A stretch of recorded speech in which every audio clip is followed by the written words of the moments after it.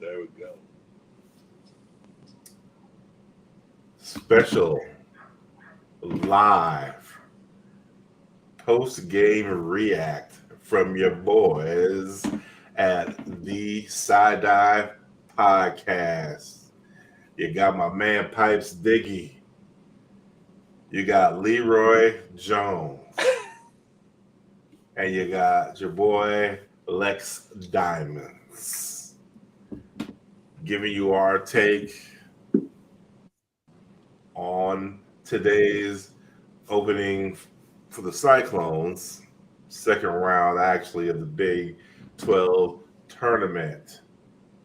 And all I can say is that 3 is the magic number. Very fitting. Very fitting. Shout out to De La Soul. Rest in peace, Trugoy the Dove, aka Plug 2. Um, yeah. Third time's a charm. I didn't think it was going to happen because it's extremely hard to beat a team 3 times and a team the caliber of Baylor. But your Cyclones did it, and we're here to talk about it. You got any opening thoughts for y'all? Well, just when you texted that they're making their threes, I was like, obviously you saw my response was, my big worry was who was making all the threes. You have the guy that's a 20%, 27% 3-point shooter going off on you, and you got those other guys. It was just like, man, when they pull out to a 9 or 10 point lead in the second half, 14 minutes in or so, yeah, I'm not gonna say I wasn't worried, but just the hustle though, man. The Cyclones is their total team. I mean, obviously I didn't get to watch it. I was old school today, listening on the radio, but that's just what kept coming. It was even coming through the radio, obviously. So yeah, it was fun to listen to, and I know John and Eric were talking about how it was just a high level game. So yeah, that was awesome. So yeah, ditto on the energy part. That was great to see. From the get go, the active hands, getting tips on the ball. I thought Iowa State did a good job as well of getting the ball into the paint to their bigs as well. I mean, there was so much activity. It was surprising and fun to see that. And again, for them to come back as well, when Baylor made a little run and got up by a little bit. Yeah, you would have thought they would have had a harder time getting the ball back inside because that's what they did, last week. So, but yeah, they obviously Baylor doesn't like physicality, evidently. So we took advantage of it again. Yeah, and TJ, looks like we got a new thing. Everybody played. I mean, I believe King was the first. Was the first person off the bench today, and I think this new style seems to have energized the whole team. Collectively, those dudes coming off the bench who, I mean, there was cobwebs on them because they played so little, but they're coming off and they're playing like they've been playing all season. You can tell there may be a little step behind or so in certain instances, but in other instances, boom, there we are with the help out. I mean, dude gets by Eli King, thinks he's going in for a layup, and like I tweeted at y'all, there's Hassan Ward with Hassan Chop. Yes, Like, yes. Yeah, that was funny. That was funny. You ain't getting that. It's blocked and poof, off to the races. It was great to see. I mean, Iowa State. It looked like everybody had four arms today. The way they were getting in lanes and stealing balls and it's like you said, Leroy, the hustle, Yeah. the hustle factor. And we'd also mention, look, you got Leroy live at Power and Light District, and With my people. What I really appreciate about that is how everybody is respectful of the fact that we're doing this podcast, and they decided to just freeze in their positions and be quiet so they can listen. So shout out to all those. I think Tryon might be somewhere. Yeah, he is. He's yeah, right below my shoulder there. He's out today. I'm sure Randall's is creeping around somewhere back there as well. But I mean, wow. I mean, overall numbers. Outstanding. Outstanding effort wise. So, like I say, everybody got in and played. All but two dudes got double-digit minutes. Holly had one, the chief energy officer, and King had two. But Ward played 11. What was crazy is Shun only played 12 minutes. Well, Jones, speaking of active, holy cow! I mean, he was really active. Yeah. No, he's probably been holding it up for you, William. He's like, I'm waiting till postseason, and I'm going to bust this out for William, since you're the leader of the fan club. Yeah, yeah. But he played 12. Jamarian Watson played 16. Yeah, he played well, dude. I loved what Taman Lipsy Hustle did out there on the floor. Ooh-wee. He was good. I mean, if you didn't know it was a definite coming out party, if you didn't have any idea about Taman Lipsy, today was a coming out party for him, for sure. Dude, you should just read his stat line. Didn't he have 5 steals? I think he had it was crazy. 5 steals. I think he was double 29 minutes and points. 29 minutes. He had 13 points, 11 rebounds, 5 assists, 5 steals. Yeah.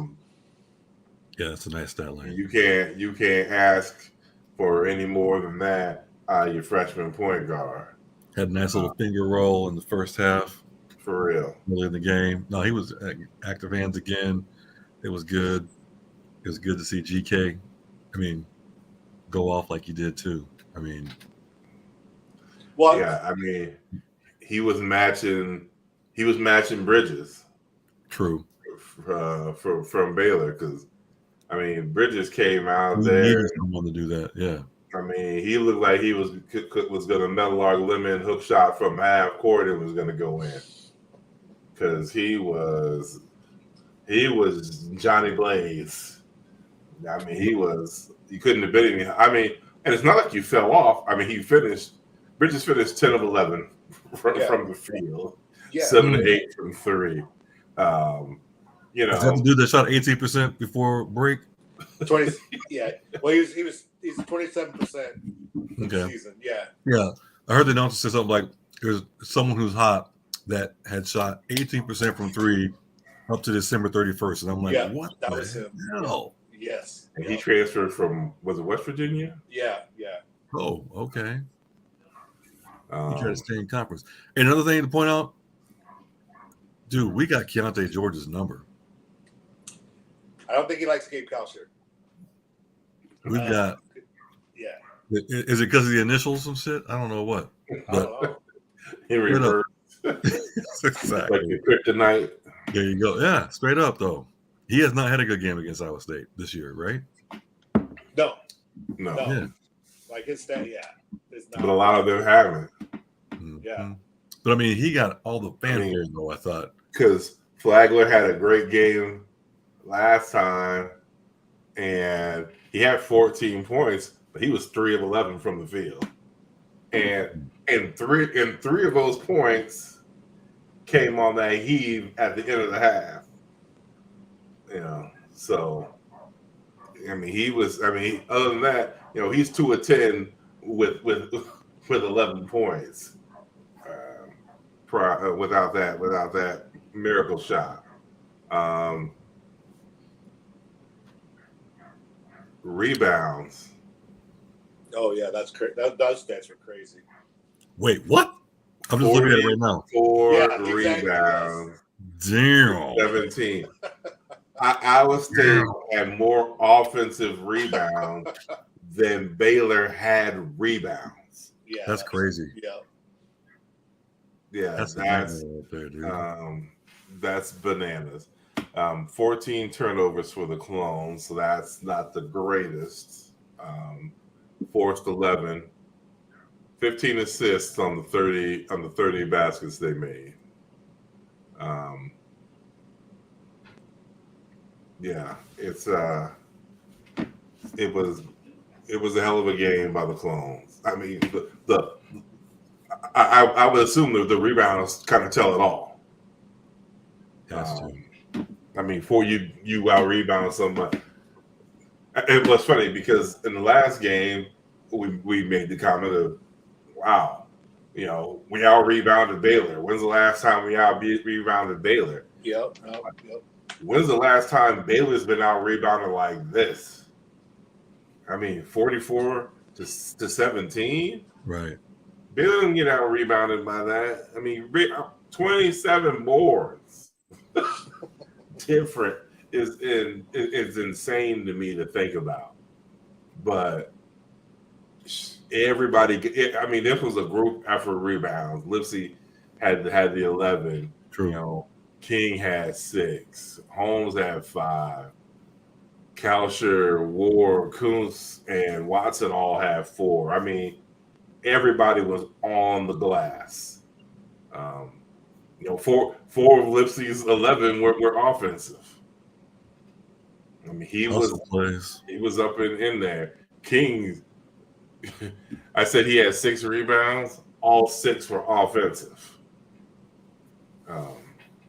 He had 10 and 6. Holmes had 17, 5 rebounds, 5 assists. Kalsher had 24 points and 4 boards. I liked how he was able to stay. Well, I liked that TJ rolled with him even when he got in foul trouble, and then he kept himself from fouling out because he finished with 4 fouls.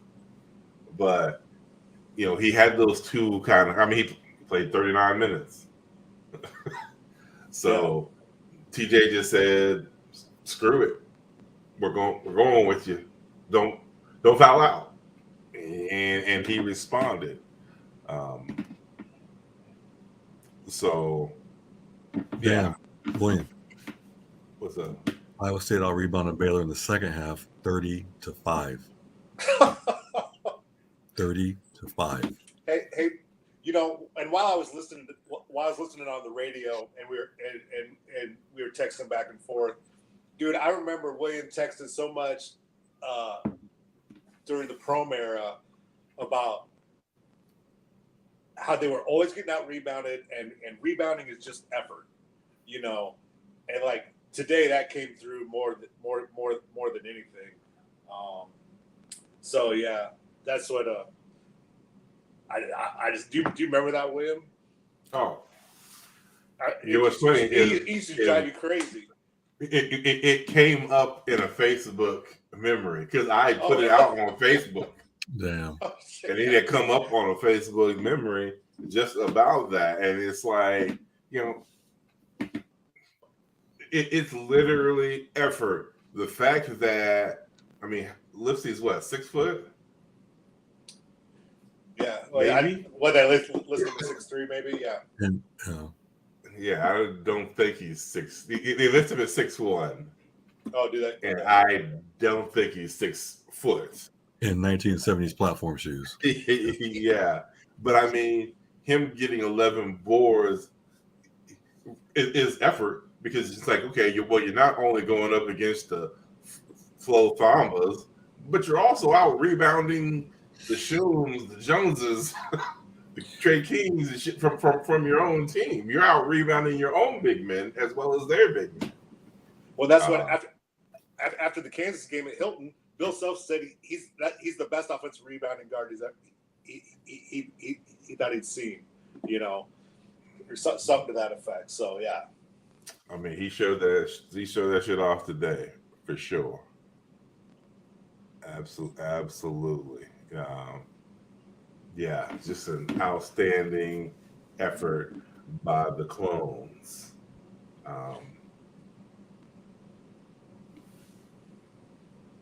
And now we got Kansas coming up, who played without their coach. It was determined it was an illness. They did not say what type of illness.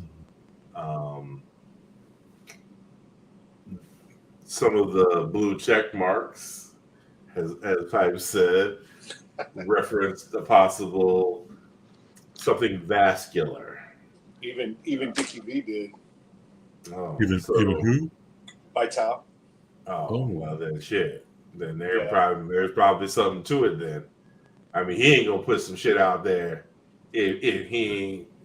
I mean, that dude's connected to every single program in the world. So if he's saying some shit like that, then yeah. If that's the case, they can't bring him back this season. There's some smoke there. Yes. I would not if he's had any kind of a heart thing, I don't think he can come back this season.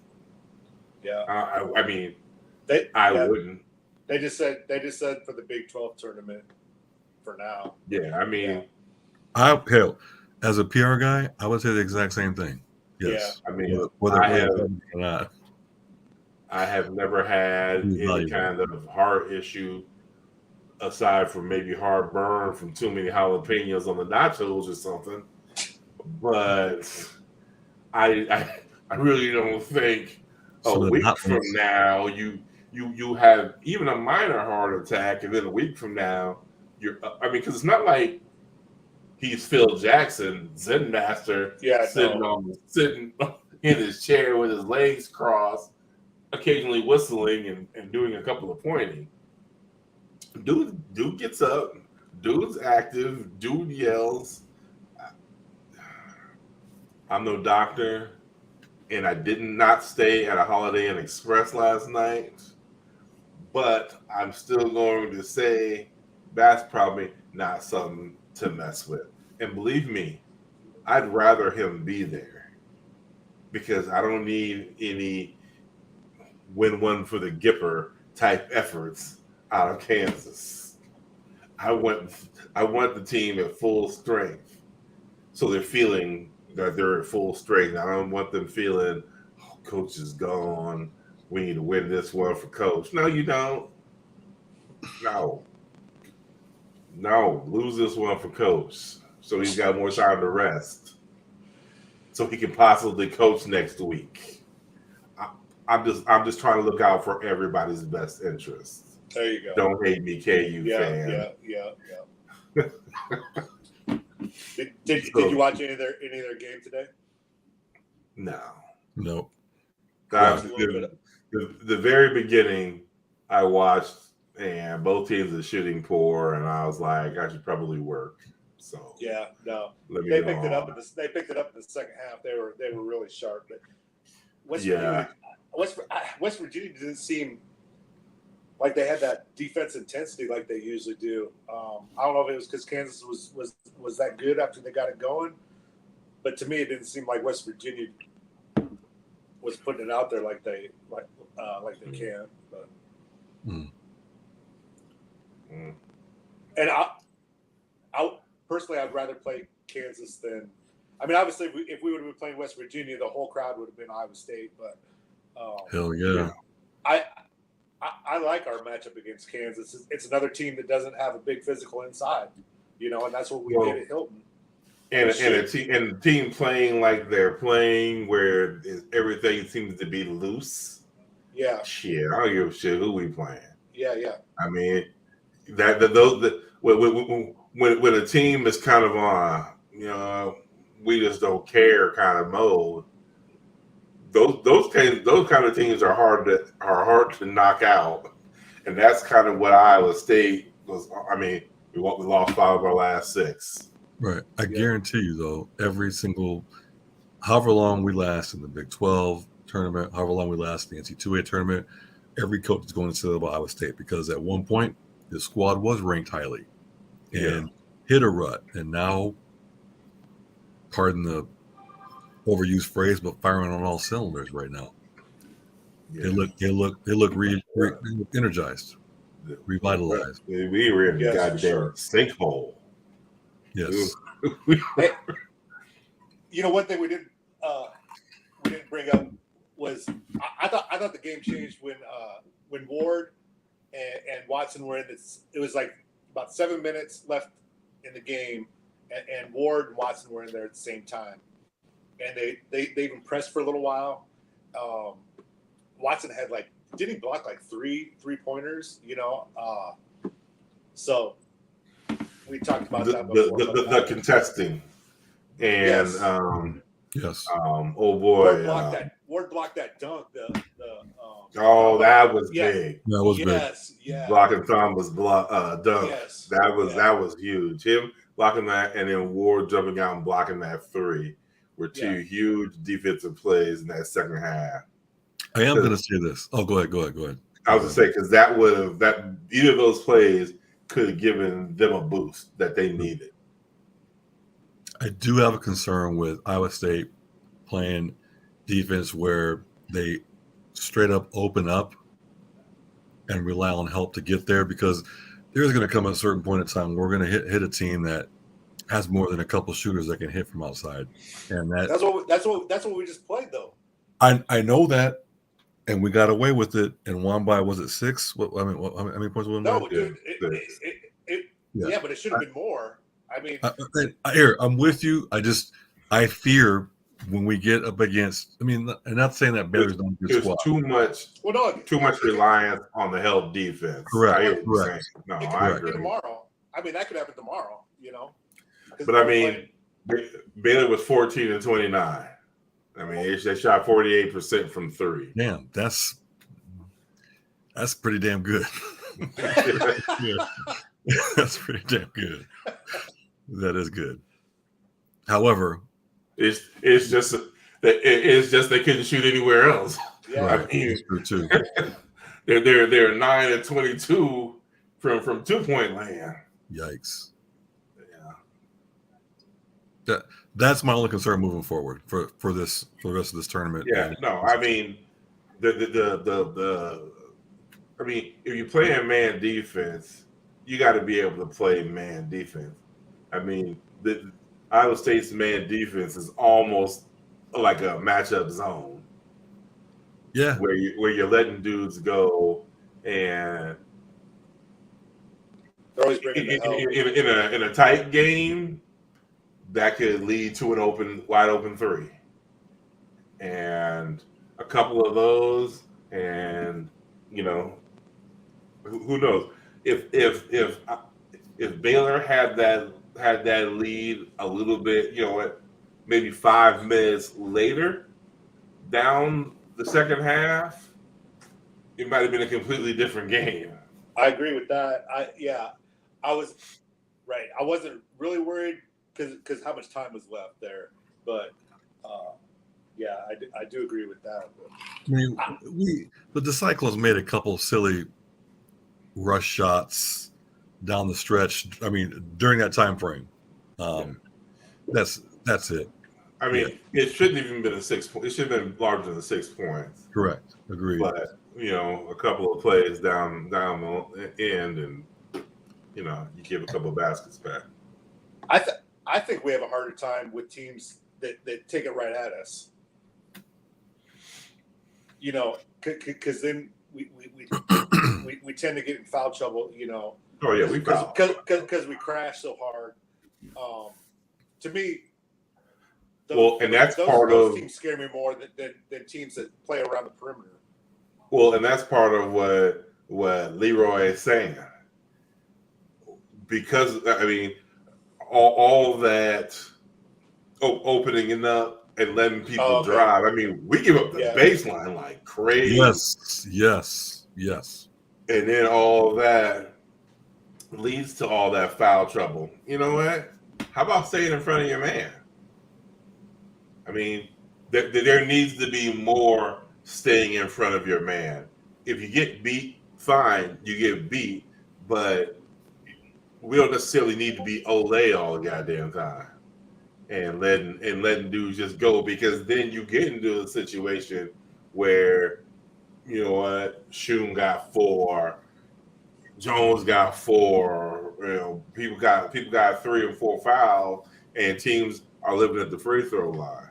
I mean, we only have 15 fouls today. Or defensively, we're in scramble mode, and they find that hot hand and just destroy us. However, hey, look, I'll focus on today. Today was good. That defensive strategy worked. Like you said, you got away. You get away with it today. Yep. And then you move on. Yeah. To tomorrow's another day. What time's the game tomorrow? 6:00. Yeah. Oh, okay. Yes. And the women are on tomorrow too. What time? I think they're 6:30 or 7. Oh, that's right. So, same damn time. Yeah. Shoot. At the same damn time. Not gonna lie, I'll probably miss most of the men's game. Where are you gonna be? Oh, I'm gonna watch the women. Oh, well, that's fine. You are our women's correspondent. I'll be doubling up.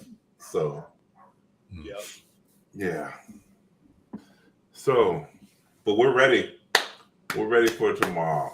Bring on the Jayhawks. Hey, I would love to ask our one viewer how they like the live format. Nice. Except for I am that one viewer. Oh, damn. I got enough on the side to see if anybody would put a comment up. But you know what?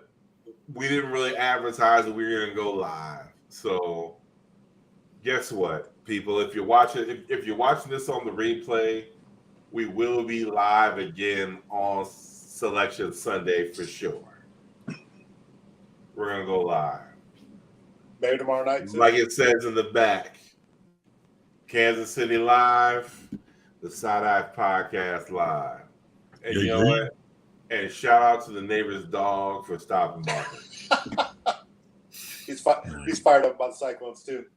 Probably tired. So, well, there it is.